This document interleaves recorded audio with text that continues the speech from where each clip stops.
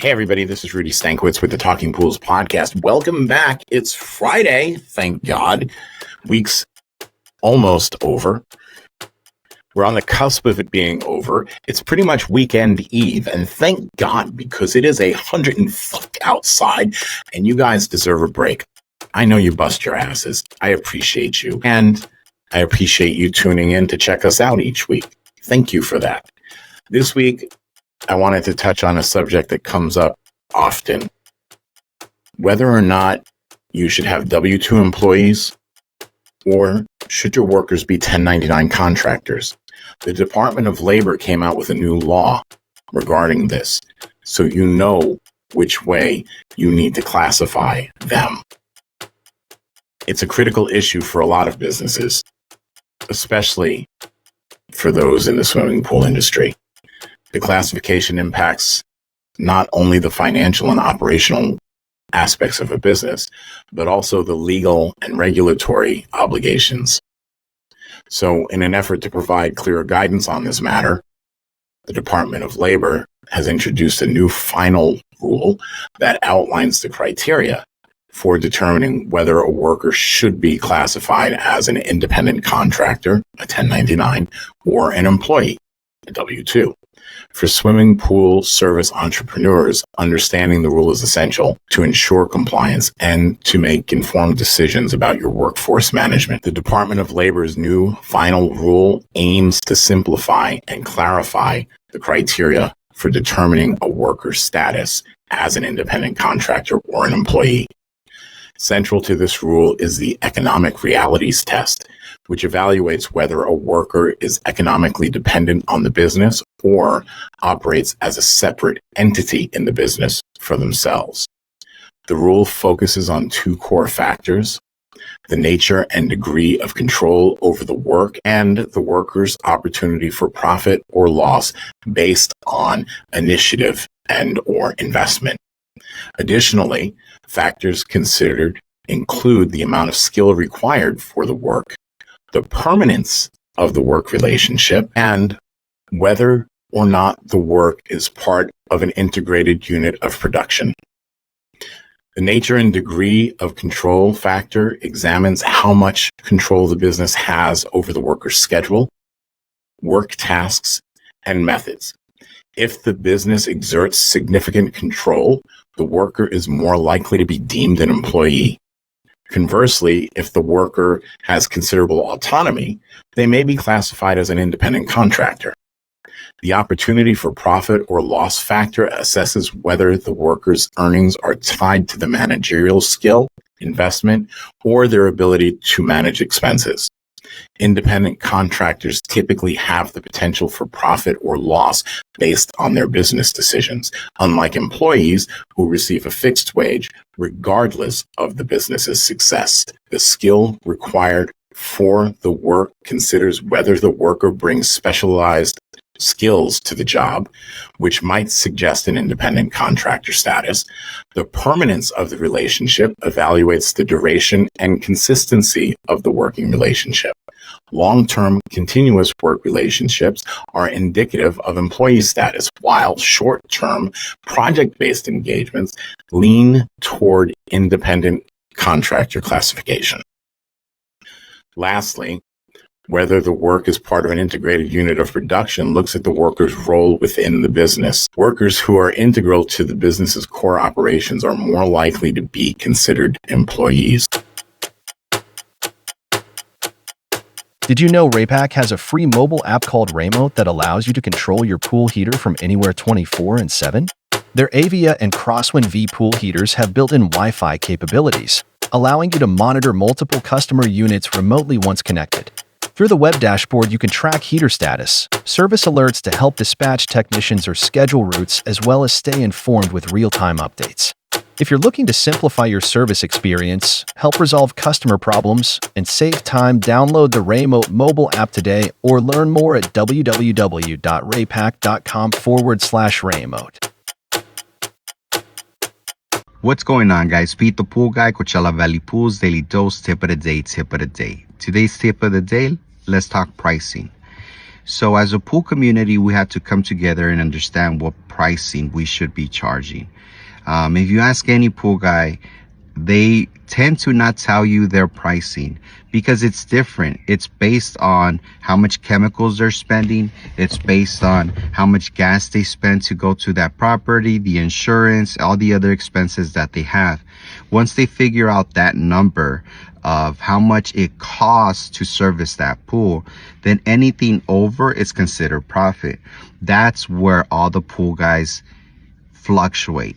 Okay, I charge this much because I want to make 20%. I charge this much because I want to make 30% or 15% or 10%. That's why you see pool guys' prices aren't always like the same. Figure out what your core expense is to maintain that pool. Once you figure that out, how much chlorine you're spending. I add approximately 2 gallons a week per pool. It's an example. Okay, 2 times 4 weeks in a month. For the 5 weeks in a month, you take that into consideration. You add that up. That's how much you're spending on chlorine in that pool. Acid, I usually add about 1 gallon every week or half a gallon. You take that number, add it up. How much phosphate remover, how much conditioner, how much calcium, like all of that stuff that you're spending, anything you're adding into a pool, you have to make sure that you are jotting it down and putting it in your base amount, because you don't want to be paying out of pocket for chemicals to service a pool. So you have to figure out what that magic number is.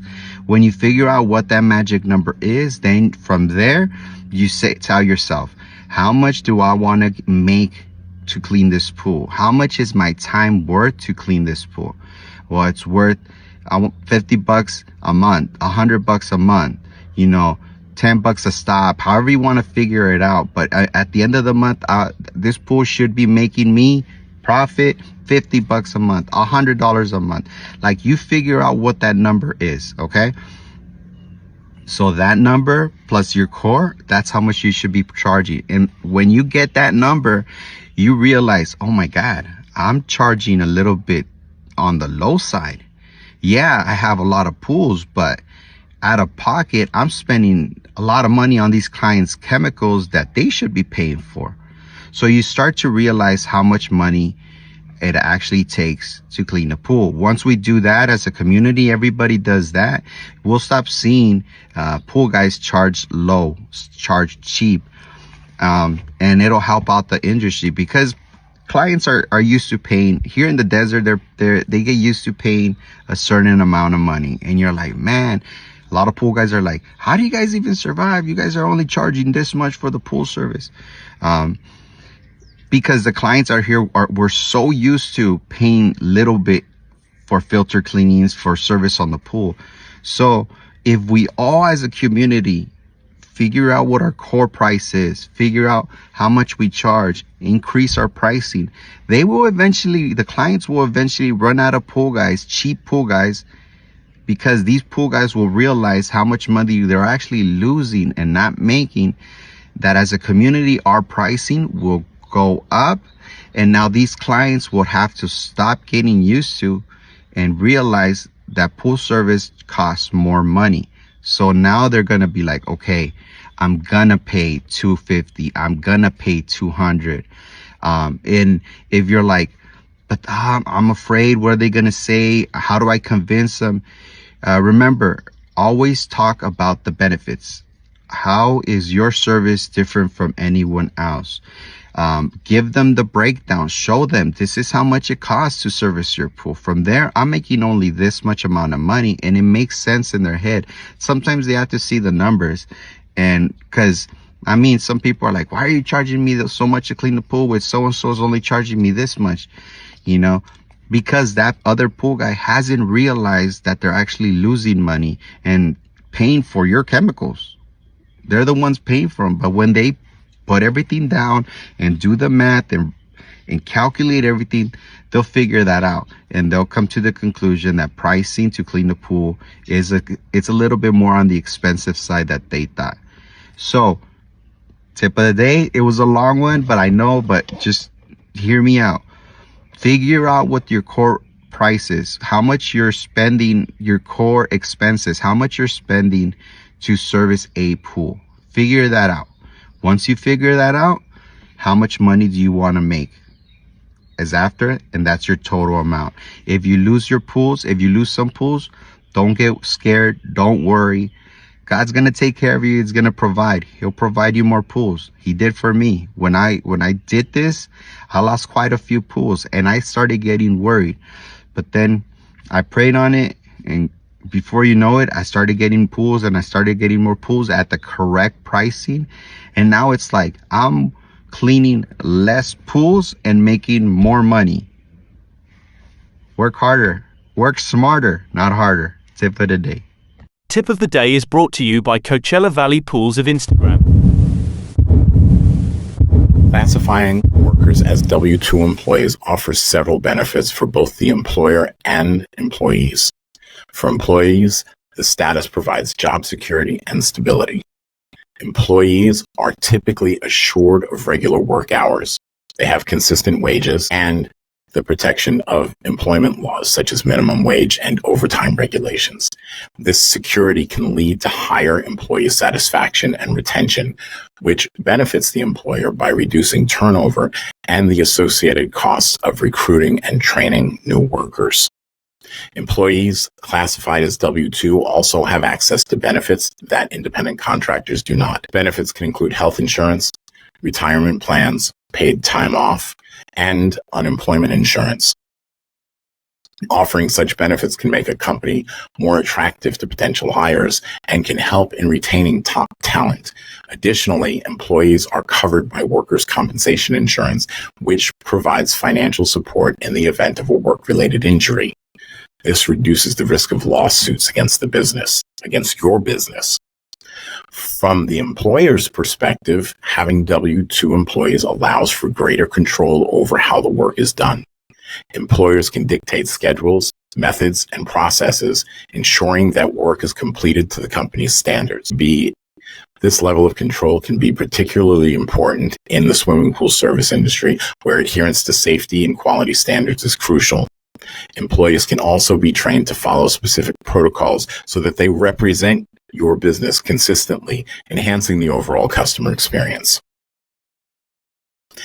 While there are benefits to classifying workers as W-2 employees, there are also noticeable drawbacks, particularly in the terms of costs and administrative burdens. Employing workers as W-2 employees is generally more expensive for the business. You know this. Employers must pay payroll taxes, including Social Security, Medicare, and unemployment taxes. They are also responsible for providing benefits such as health insurance, paid leave, and retirement contributions, which can significantly increase your labor costs. The administrative burden associated with managing W-2 employees is another drawback. Employers must handle payroll processing, tax withholdings, and compliance with various employment laws and regulations. Rudy and Andrea will be right back with more Flock It Fridays after these messages. Aquastar's new pipeline cartridge filters, available in 2 sizes, deliver top-notch hydraulic efficiency along with best-in-class filtration performance, approaching that of DE filters. Uniquely designed open pleat spacing means 100% of the media square footage is usable, and these claims are backed by NSF test results. Designed with a pro's time and comfort in mind, the patented double locking system improves safety and ease of access, making filter cleanings faster than ever before. Available now. Ask your supplier for pipeline filters today. Blu-ray XL is the power of minerals working for you. Reduce your overall chemical costs and labor up to 50% guaranteed. Whether you have 20 accounts or 20,000, Blu-ray XL's direct pricing and free shipping to the pool trade have you covered. Improving pool professionals' profit and work-life balance is what they do. Blu-ray XL, the real mineral purifier. Visit them at BluRayXL.com. Blu-ray all day.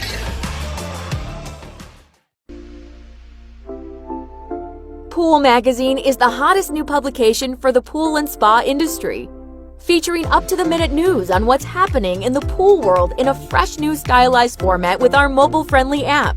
Pool Magazine is the app for keeping your fingers on the pulse of the pool industry. You'll find featured news, editorials, podcasts, videos, and more on the Pool Magazine app. Download on Google Play and the App Store. Jack's Magic Products is your industry leader in identifying, removing, and preventing stains. How? With a range of high-performance, eco-friendly products, keeping pools safe, clean, and ready to use all year round. The Jack's Magic 3-step program is a quick and effective way to remove stains and scaling. First, we identify the problem, then our top-quality products will remove the discoloration. Finally, our preventative solutions will keep your pool looking like new for much longer. Get helpful tips and check out our product catalog today at jacksmagic.com. The administrative burden associated with managing W-2 employees is another drawback. Employers must handle payroll processing, tax withholdings, and compliance with various employment laws and regulations.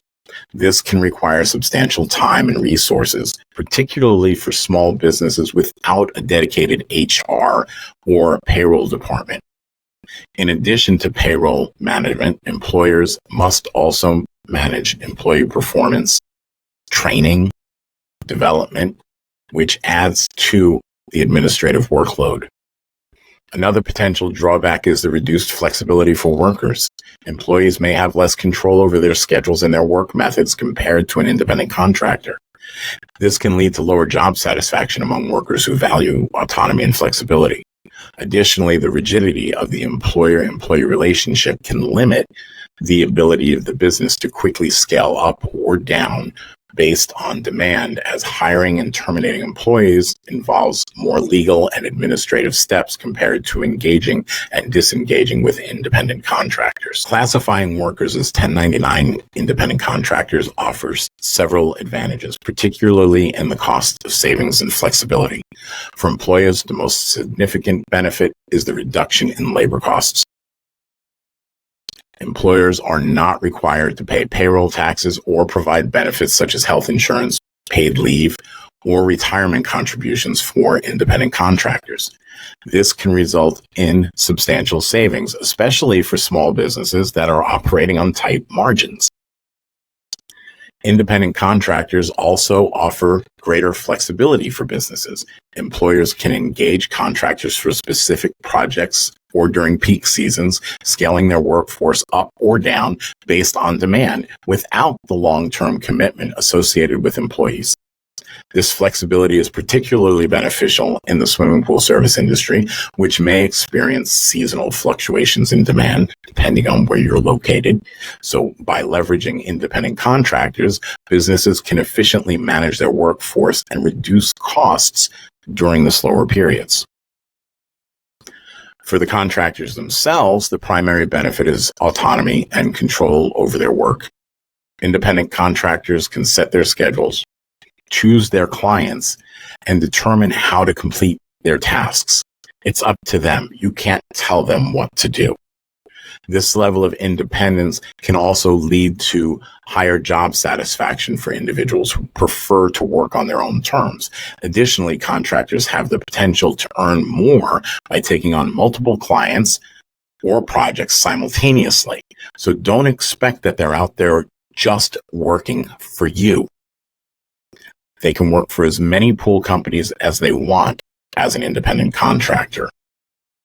This increases their income potential compared to a fixed salary as an employee. Despite the benefits, there are significant drawbacks to classifying workers as 1099 independent contractors, both for the workers and the employers. One of the main disadvantages for the workers is the lack of job security and stability.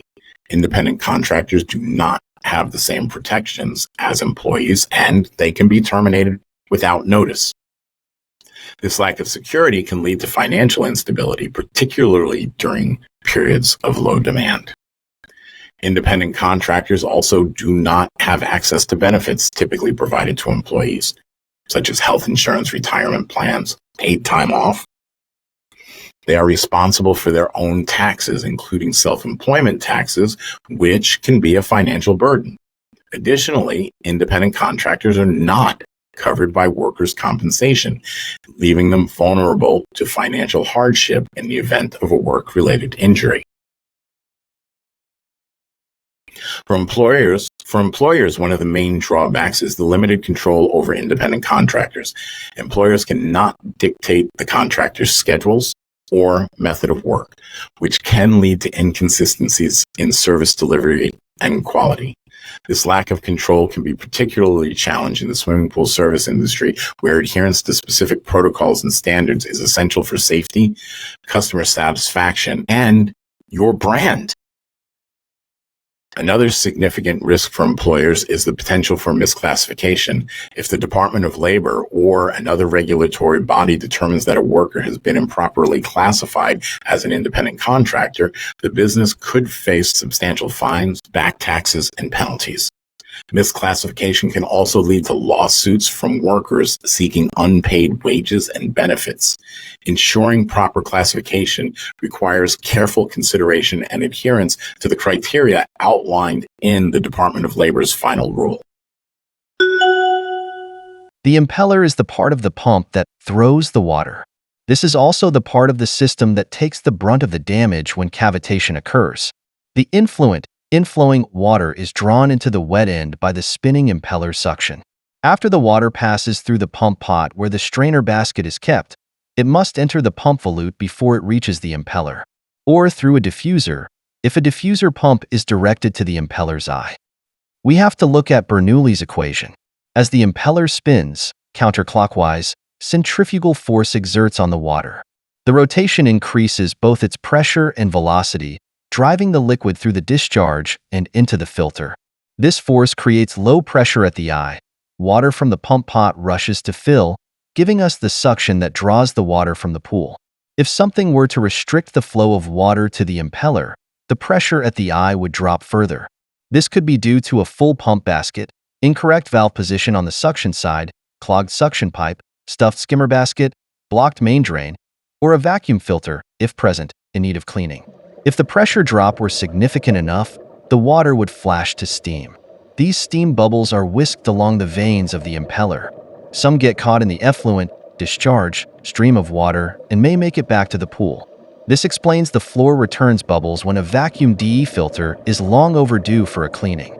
Most of the bubbles won't make it past the vanes of the impeller. Once they reach the water with higher pressure, the bubbles begin to implode.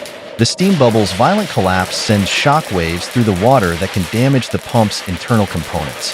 This will cause pitting, and the impeller typically takes the bulk of the damage. Brass is 67% copper and 33% zinc. It is important to note that discharge cavitation also exists. When something, such as a closed valve, restricts the flow to the point it cannot easily leave the pump, or if the flow is restricted downstream in the system. When water trapped in the pump circulates within the wet end at a high velocity, it is forced through the narrow clearance between the impeller and the seal plate and the impeller and the volute, or diffuser if a diffuser pump.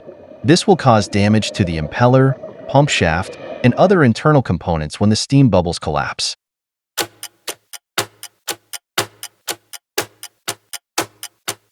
If the Department of Labor or another regulatory body determines that a worker has been improperly classified as an independent contractor, the business could face substantial fines, back taxes, and penalties.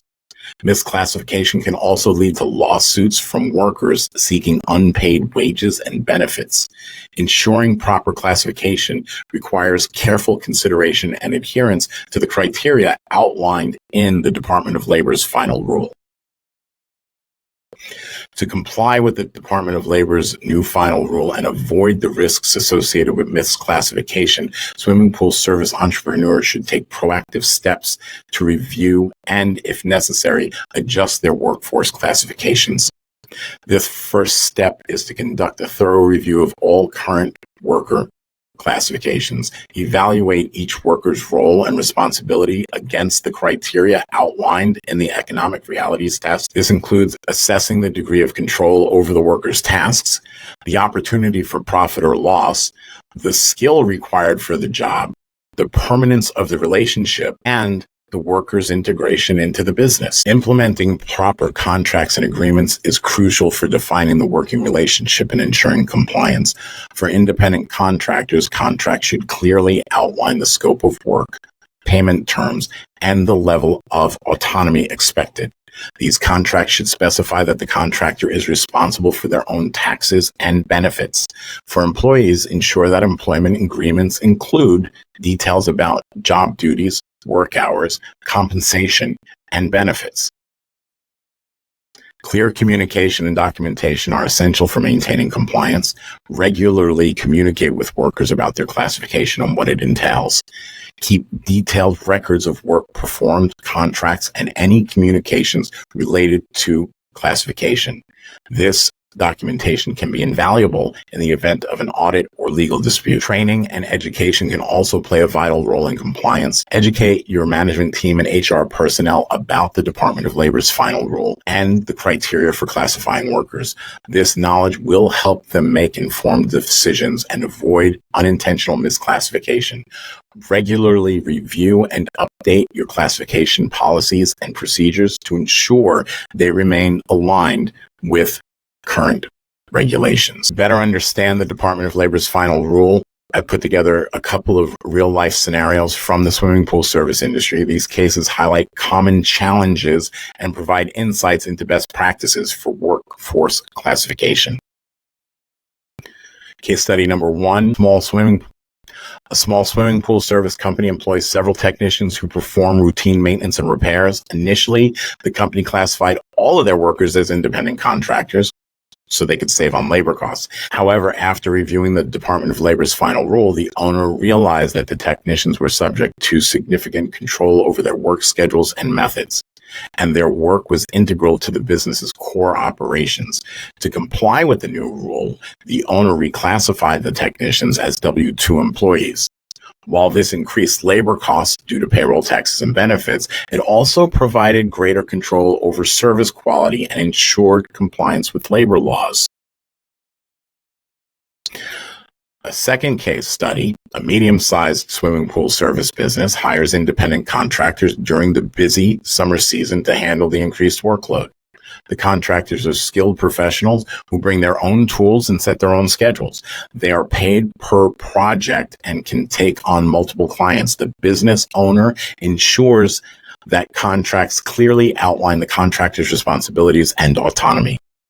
The arrangement provides the necessary flexibility to manage seasonal demand while remaining compliant with the Department of Labor's criteria for independent contractors. A third case study involves a large swimming pool service company that employs a mix of both full-time employees and independent contractors. The employees handle regular maintenance and administrative tasks while the contractors are brought in for specialized projects such as pool renovations. The company conducts regular reviews to ensure that worker classifications are in line with the Department of Labor's criteria. Contracts and employment agreements are meticulously documented, and the management team is trained on the classification guidelines. This approach allows the company to balance cost savings with compliance and maintain high standards of service. These cases illustrate the importance of regularly reviewing workforce classifications and ensuring that they align with DOL's criteria. They also highlight the benefits of clear contracts and documentation in maintaining compliance and managing risks. The Department of Labor's new final rule on independent contractor versus employee status has significant implications for businesses, particularly in the swimming pool service industry. Understanding the criteria for determining worker status and benefits and drawbacks of each classification is essential for making informed decisions about workforce management. Classifying workers as W-2 employees provides job security and access to benefits, but it also comes with higher costs and administrative burdens. On the other hand, classifying workers as 1099 independent contractors offers cost savings and flexibility, but lacks job security and benefits and poses risks of misclassification. To ensure compliance with the DOL's final rules, swimming pool service entrepreneurs should conduct thorough reviews of current worker classifications, implement proper contracts and agreements, maintain clear communication and documentation, and provide training and education to their management teams. By taking these proactive steps, businesses can manage their workforce effectively, minimize legal risks, and create a stable and compliant work environment. As the landscape of labor regulations continues to evolve, staying informed and adaptable is crucial. Swimming pool service entrepreneurs should regularly review their classification policies and procedures to ensure they remain aligned with current regulations. By doing so, they can protect their business, support their workers, and thrive in a competitive industry. To sum it up, the DOL's new final rule presents both challenges and opportunities for swimming pool service entrepreneurs.